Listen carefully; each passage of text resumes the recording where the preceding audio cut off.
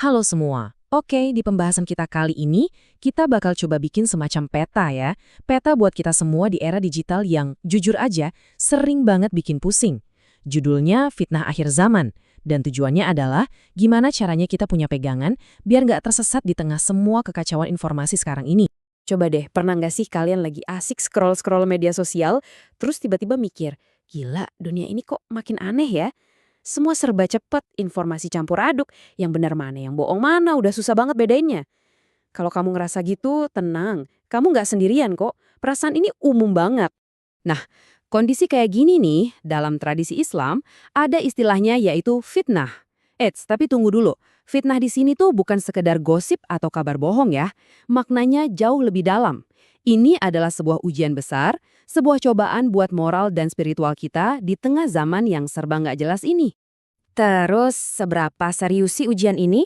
Dengerin deh, ada sebuah hadis yang ngegambarin betapa dahsyatnya fitnah ini. Sampai-sampai keyakinan seseorang itu bisa bolak-balik cuma dalam hitungan jam. Pagi masih beriman, sorenya bisa jadi sebaliknya. Ini nunjukin betapa rapuhnya kita di tengah gempuran informasi dan kekacauan zaman sekarang. Oke, sekarang kita masuk ke bagian pertama. Anggap aja kita lagi mau memetakan kekacauan.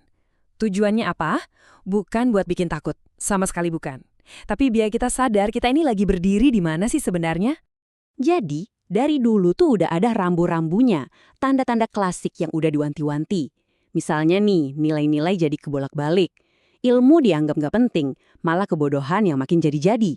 Orang jujur malah diculigain, yang bohong malah dipercaya. Ini tuh kerangka dasarnya buat kita ngelihat situasi sekarang. Nah, pertanyaan besarnya sekarang, coba kita lihat sekeliling kita deh. Hal-hal tadi, kedengeran familiar nggak sih? Udah kejadian belum sekarang? Dan jawabannya, wow. Kalau kita coba checklist satu-satu, koneksinya tuh kelihatan jelas banget. Ya kan? Fenomena influencer sesat di mana orang yang nggak punya ilmu tiba-tiba jadi panutan? Cek. Gaya hidup hedonis dipamerin seolah-olah itu hal yang normal? Cek. Kayaknya semua kotak kecentang ya. Ini bukti kalau peringatan dari zaman dulu itu relevan banget sama yang kita alamin sekarang. Malah ada loh istilah khususnya buat fenomena ini. Namanya ruwaibidah. Gampangnya, ini tuh sebutan buat orang bodoh yang ngomongin urusan orang banyak. Deskripsi yang pas banget kan buat ngegambarin banyak keributan di media sosial kita hari ini. Oke, kita lanjut ke bagian kedua. Sekarang kita fokus ke medan perangnya. Fitnah di ujung jari. Yap, semua kekacauan ini sekarang ada di layar HP kita masing-masing. Penting banget buat kita ingat ya, teknologinya sendiri itu netral. Media sosial itu persis kayak pedang bermata dua. Satu sisi bisa jadi alat yang luar biasa buat nyebar kebaikan, buat belajar. Tapi, di sisi lain, bisa jadi mesin penyebar hoaks, ajang pamer, dan bikin hal-hal buruk jadi kelihatan normal. Kuncinya balik lagi ke kita, si penggunanya. Dan seolah tantangan yang tadi belum cukup, sekarang levelnya naik lagi. Kenapa? Karena ada AI, Artificial Intelligence. Teknologi kayak deepfake ini benar-benar bisa bikin video atau gambar palsu yang, hampir mustahil dibedain dari aslinya. Batasan antara mana yang nyata dan mana yang rekayasa jadi tipis banget. Dan yang bikin merinding, ini tuh seolah-olah ngejawab peringatan dari ribuan tahun lalu. Ada hadis yang bilang kalau di akhir zaman bakal muncul para pendusta besar yang bawa berita-berita aneh yang belum pernah kita dengar sebelumnya. Coba pikirin deh, pas banget kan sama kemampuan AI buat bikin fitnah visual yang dulu nggak kebayang sama sekali. Oke, kita udah bahas masalahnya, terus solusinya apa dong? Nah, ini bagian yang paling penting. Kita masuk ke bagian ketiga, bekal menghadapi kekacauan. Anggap aja ini survival kit kita di era digital. Ini dia nih, 5 jurus jitunya. Simpel kok. Pertama, kuatin pondasi kita, iman dan ilmu. Kedua, pegangannya harus kencang ke Quran dan Sunnah. Ketiga, pinter-pinter jaga diri dari godaan dunia yang makin gila. Keempat, dan ini penting banget di zaman sekarang, jaga lisan dan jari kita. Stop sebar hoax.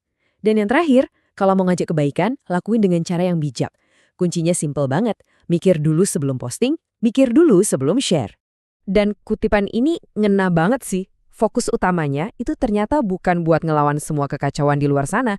Capek nggak akan ada habisnya. Tapi fokusnya adalah menjaga diri kita sendiri. Karena dengan kita ngejaga diri, kita itu sebenarnya lagi nyelamatin aset kita yang paling berharga. iman, dan keyakinan kita. Jadi intinya apa nih dari semua obrolan kita? Simple, tujuannya bukan buat jadi takut, tapi buat jadi siap. Semua pengetahuan tentang tanda-tanda zaman ini, sekali lagi ya, bukan buat bikin kita jadi cemas atau parno, bukan. Anggap aja ini kayak peta, kayak early warning system. Fungsinya cuma satu, biar kita lebih siap, lebih waspada, dan pastinya lebih bijak dalam melangkah. Sebagai penutup, aku mau ninggalin satu pertanyaan buat kalian renungin. Di tengah badai informasi yang tiap hari nerpa kita, kompas mana sih yang bakal kalian pegang erat-erat buat nentuin arah? Coba dipikirin ya. Makasih banyak udah nyimak.